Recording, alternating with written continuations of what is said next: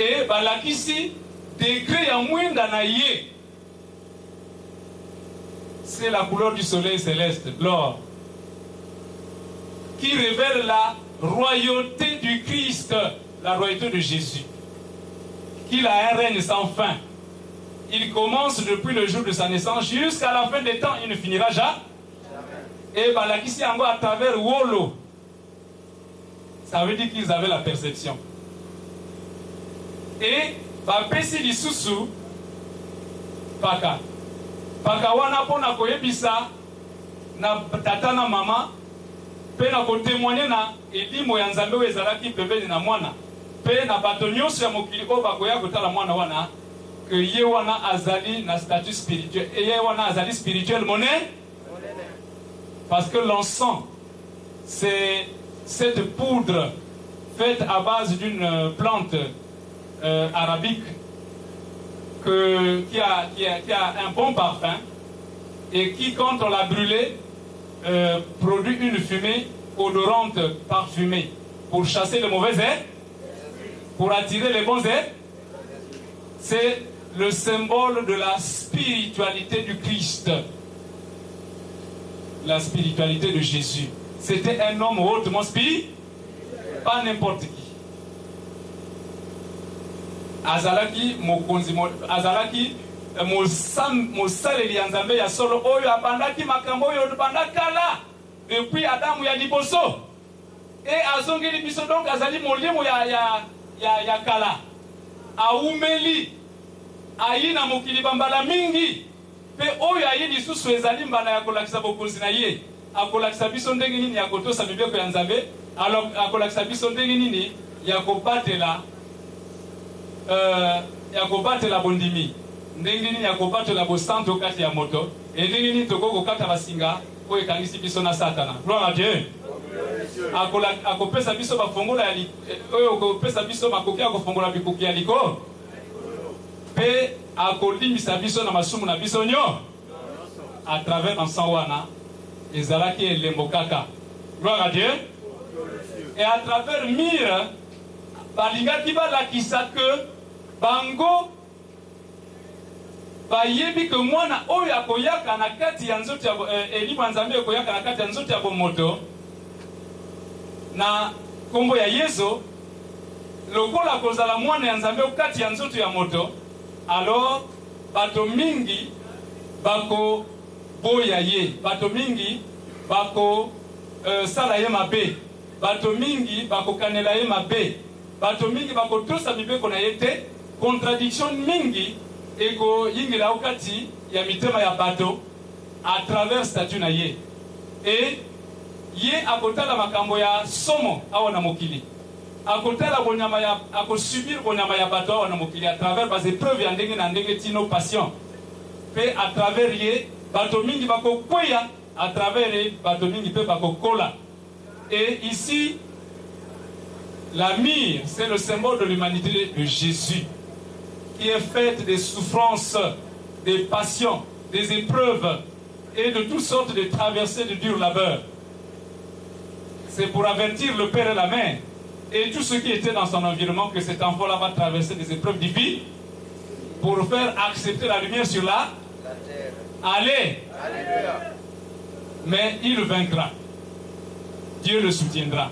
Et c'était une façon pour eux d'apporter leur soutien moral et spirituel à Jésus. Même s'il mourait, mais dans le royaume, dans l'au-delà, il continuerait à le soutenir dans sa mission. Gloire à Dieu. Donc, Mirwana Ezali, pour l'Akisa, pour Moto, il y a Jésus. C'est-à-dire, papa, si vous avez kotala na mokili, pour nako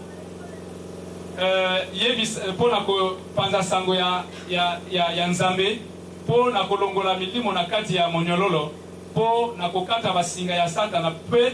Voilà gloire à Dieu. Voilà ma frère et ma soeur.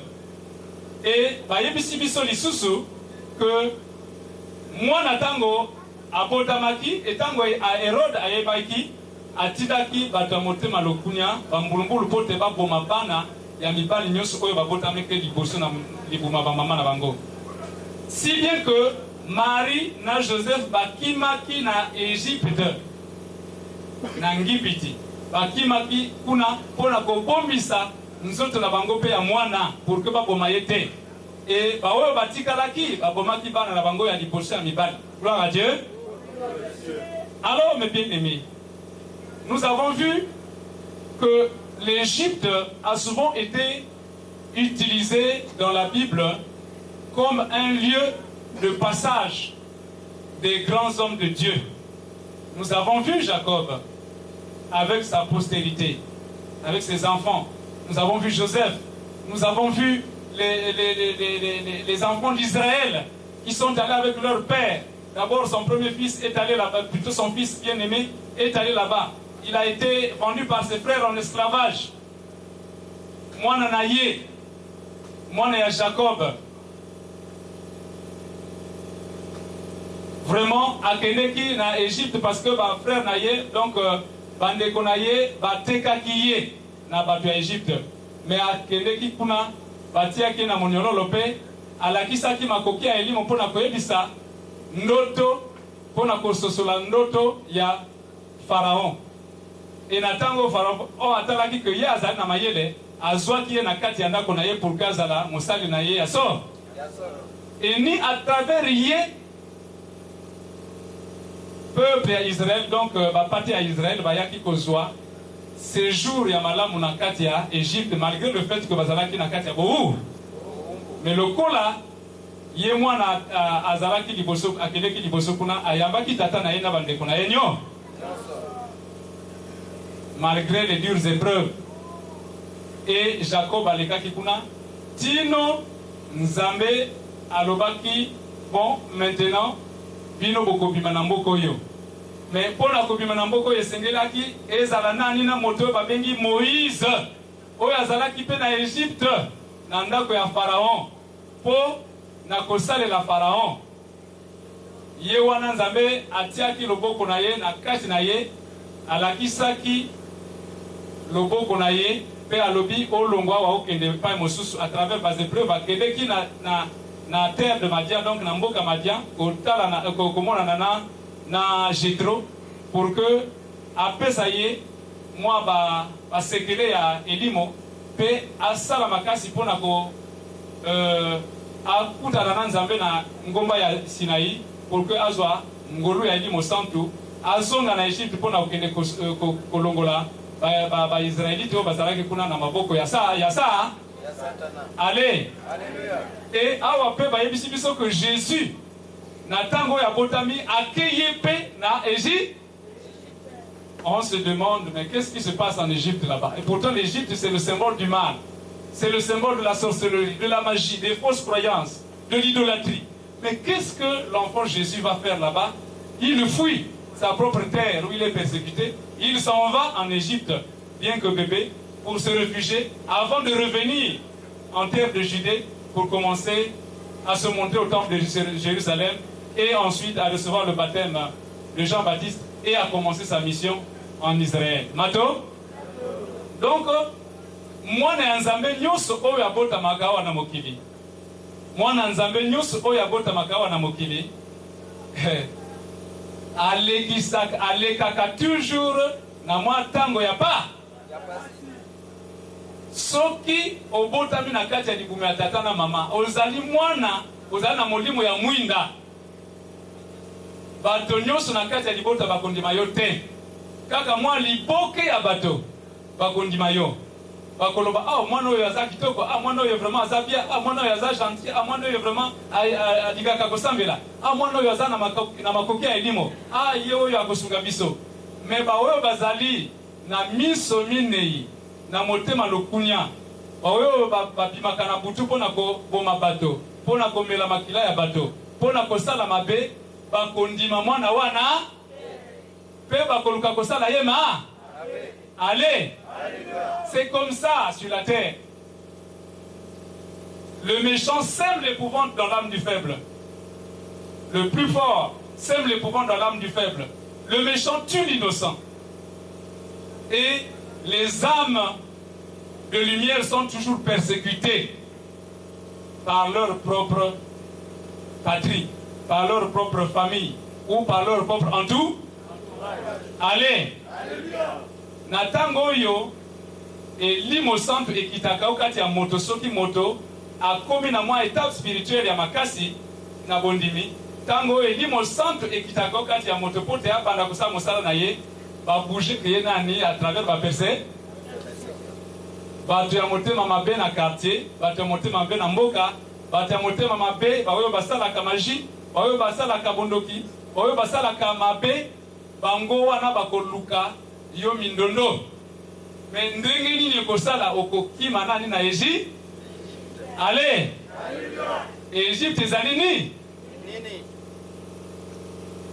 Egypte ezali traversée ya makasi donc ezali étape ya ba persécution mais aussi il y a le samu ya makasi il y a isolement du monde c'est-à-dire koko tika nani makambo mokili okotika nani kolia mingi okotika nani banzambe ya mike mike baposa ya mokili pote okangama okati ya losambo pour que olonga moyini satana ale totala tango yesu ayambaki elimo santu tango oyo Jean-Baptiste atiaki maboko abatizeke ye na Jourdain elimo santu ekiti okati na ye nzambe alobi oyo ezali mwana nanga onga na poni bo ndimela ye bo yoka liloba na ye bo tosa mibeko ye akopesa bino e bo landa ye à partir de ce moment-là bato nyonso ya mabe batelemi satana ye moko atelemi pe alobi na kotala ndenge nini ya kosala mission oyo na mokili gloire à Dieu mais yesu asalaki nini tango ayambe elimo santu akendeki kofanda te alia amela alala pongi asakana non ake na désert pona kokende kopurifie mabe oyo ezalaki nani okati na pona kokende kosambela makasi kojeûner donc koboya baposa ya mokili kotika makelele ya mokili kokende kosambela na kati ya solitude pe kodomine bas esprits nyonso ya mabe okati na ye mo pona kofandisa elimo ya nza e na tango wana moyini satana ayaki komona na ye pona kotante ye mbala misa na nzoto na elimo pe na moli pona kolinga kodomine ye pona koderute ye na nzela ya nza na mosala ye oyo ye aya me ye alobi no ngai na yawa pona kolia mapaka te me na yi pona kolia liloba ya nza na yi pona kotosa miboko ya nza na kotosa kaka mongongo ya nza et ensuite alobi na ye vraiment ngai nakoki kotente pouvoir ya nzambe te nakoki kosala nyonso kaka soki ye moko nzambe ali pas na makoki na ngai moko pas na commandement na ngai parce que à Dieu on n'oblige jamais mais on sollicite on plaide mais on n'oblige pas à Dieu de faire quelque chose allez donc voyez-vous l'Égypte nous tous nous passons par là biso nyonso tolekaka na ngibiti tala mokolo lelo toyi kosangana na mbotama ya Yesu Yesu akokisa nguya na ye abandi deja kokisa nguya na ye okati na biso abandi deja kokata basinga oyo ya monyololo oyo ezalaki na biso ba envoûtement na kati mabota na biso tozali envoûté tomelaka mbangi tomelaka tabaka ya makasi tomelaka masanga koleka ndelo toyibaka tobomaka tolokaka tosambelaka banzambe ya mike mike tofingaka tozali na orgueil tozali na lolendo tozali na lokuta mais wana ezali basika oyo ekangisaka biso oyo epesaka biso kozala mowumbu ya sa pe bandoki bamanipuleki biso na ntango tolalaka pongi ubie na ntango tozala na bomoi bapuse biso komela mbangi bapuse biso komela masanga bapuse biso kosala mabe ya bandenge na ndenge soki tozala na 5000 francs tokoti na bar soki masanga soki 5000 francs wana esili te tokokobima da bar te tozwi salaire mokolo lelo soki salaire esili te tokokozonga na ndako te tango tokozonga na ndako parfois tolali na kaniveau baye ko ramasser biso ba même biso na ndako et lobi tozana makoki ya kopesa popote na mobali te et plutôt na mwasi na biso te toko somba bakaye ya mwana te toko futa minerval ya mwana te allez mais wana ezali boumbu c'est un enchaînement mais Dieu est en train de briser les liens est en train de détruire les liens de l'envoûtement les liens de la servitude oyo abotaka te nzambe akokata soki ezali stérilité oyo nzambe alobi akokata yango pour que fécondité ezonga akosala ezali na epesami na makoki na ye oyo azwaka mosala te asali mais quand il délivre comme ça vous croyez que Satan est content? Satan n'est pas content. Quand tu sortiras d'ici, si tu n'as pas la foi, si tu n'es pas avisé, si tu n'as pas le discernement, si tu n'es pas fidèle à Dieu, si tu n'as pas la crainte de Dieu, eh bien, tu vas rencontrer des persécutions à cause de la lumière que tu as reçue. Et quand tu seras en proie à la difficulté, à la persécution, tu vas abandonner la lumière, tu vas trahir Dieu pour aller voir les péticheurs. Allez! Or, l'Égypte dont il est question ici, c'est que natango tozalaka na kati ya mitungisi ya ndenge na ndenge esengeli tokota na kati na biso moko toboya mabe na bandenge nyonso tosala losambo ya makasi to jeûner tokende ketango nyonso losambo totala okati na biso nyonso ya mabe oyo ezali na biso mpe toboma yango tosala lutte ya monene combat ya monene mpona koboma mabe okati na biso moko. Parce que nombreux croient que l'ennemi c'est le frère, c'est la sœur, c'est le père, c'est la mère, c'est l'oncle. Non, le vrai ennemi est en moi-même. Parce qu'en moi il y a deux natures. Il y a la nature pécheresse et la nature divine. La nature animale et la nature divine. La conscience inférieure et la conscience supérieure. Il y a l'homme charnel et l'homme spirituel. Allez! Tout est en moi-même. Il y a le corps satanique et le corps spirituel. Ezana bonyama okati na ngai ezali pena bo santo okati na ngai bo santo wana elakisa okoko yebango kaka na makanisi na moyo na yomo makanisi na yomoko soki ozokanisa tango oyo ofandi wana soki ozokanisa mabe mpona moninga yo ozali satana na yo moko parce que na tango ozokanisa mabe na moninga mabe wana ezoyaka ezozongela nani na yo moko ekosala nani baravage okati na yo moko makanisi ya mabe wana avant koyekende kosala mabe na moni allez na ntango oyo koyiba eh bien au défi epai ya nzambe mais esengeli ofuta niongo wana yo mpe bakoyiba yo biloko na ndako na yo bien na camion ozokende na Brazzaville bakoyiba yo mpe biloko mbongo eloko ya talo okende na voyage na nsima bayi kobonza ndako mpe bazwi biloko nyonso ya talo oyo ezala na kati kuna parce que yo oyibaki donc ozwi niongo. Donc quand tu voles, ce n'est pas contre le prochain que tu fais mal, mais c'est contre toi. Parce que tout le mal que tu poses, c'est contre toi-même que tu le poses d'abord. Allez, toute dette sera payée. Toute dette sera payée. C'est pourquoi Jésus dit, il ne faut pas faire aux autres ce que tu ne veux pas qu'on te fasse. Au sala dans des côtés, oh yo, l'ini basala yote. Wana mobeko. Yango wana, vrai ennemi ezali moninga te. Ezali nani yo moko. Soki olongoli mbindo oyo ezali okati na motema na yo, à travers le sambo makasi, à travers botosi ya liloba nzambe, à travers méditation ya liloba nzambe, à travers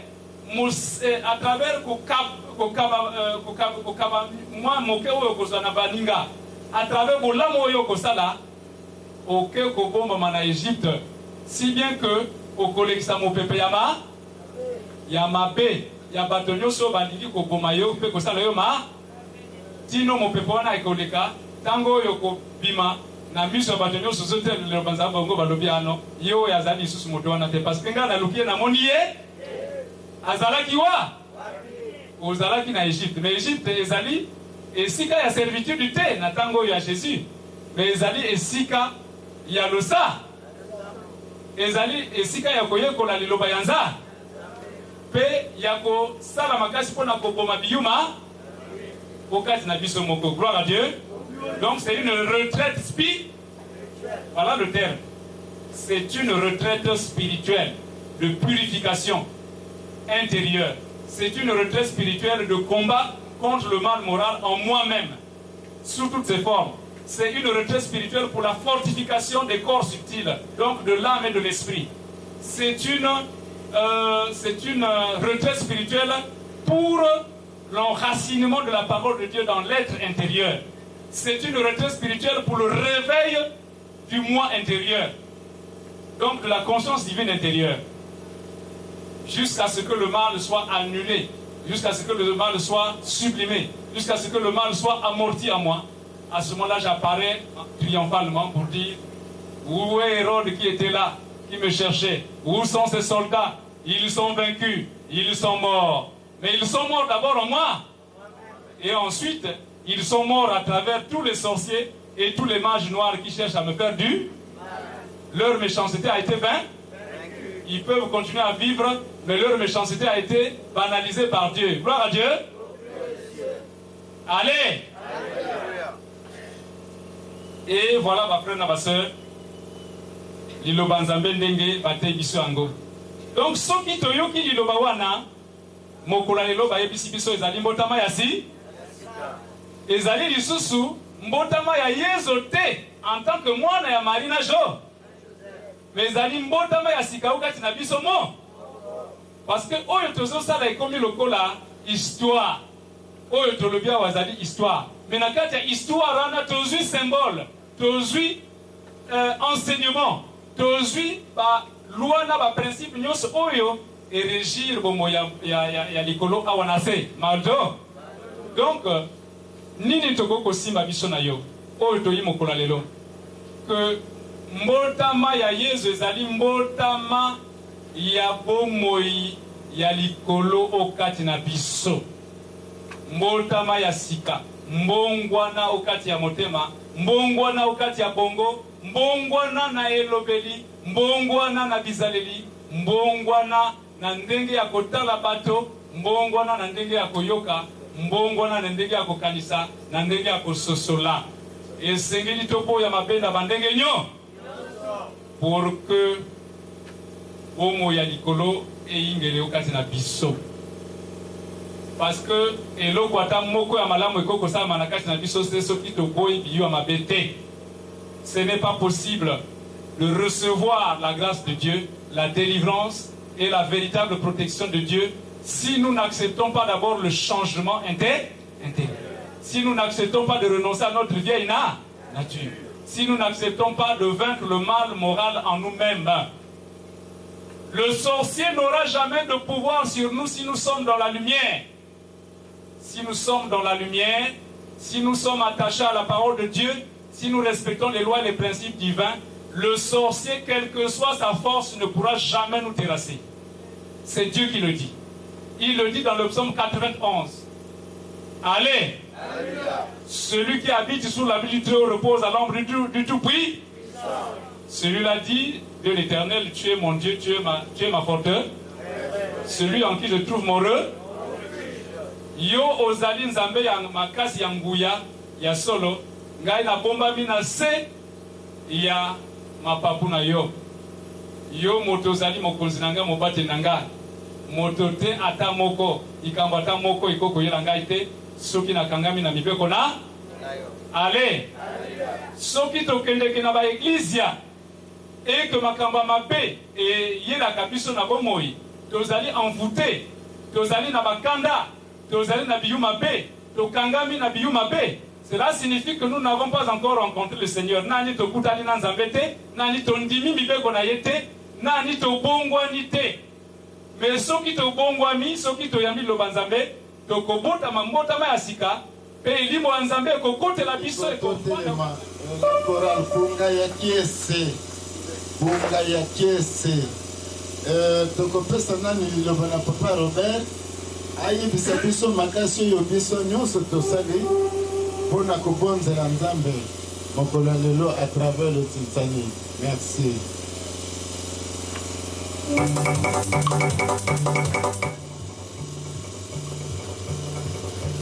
Allez. Allez. Tisani abetu ya Noël 2010 na Wando. Tisani 2010 Noël à Wando. Mais ça là 242 655 francs. Qui est ce fait 242 655. Mais que tokopeta baroko mpona baninga na biso oyo bayi te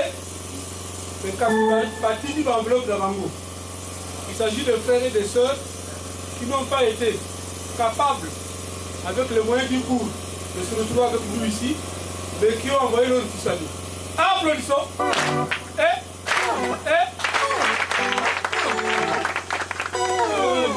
Tokopeta pe maboko na baninga bayi mosika na bapasi ya babillet, baavion, bacamion, batrain qui na Wando, mais pas eu encore courage na ngolu makasi plutôt ya kopesa moi eloko lelo.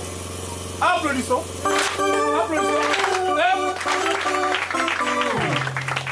Donc on peut savoir qu'on a baligné la bise à Wando parce que vous avez vu la logistique, vous avez vu, nous avons même le groupe, malgré le fait que la ville de Wando est éclairée, mais nos frères et sœurs de Wando ont prévu le groupe parce que généralement le courant va à 23 h.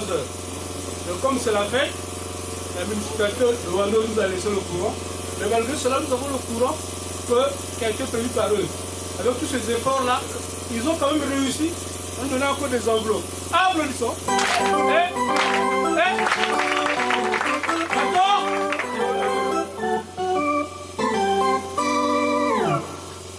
Merci papa. Toko telema biso nyonso toyembela tokumisa tosanzola mokonzi Nzambe à travers nzembo ya kunga ya Kiese. Merci.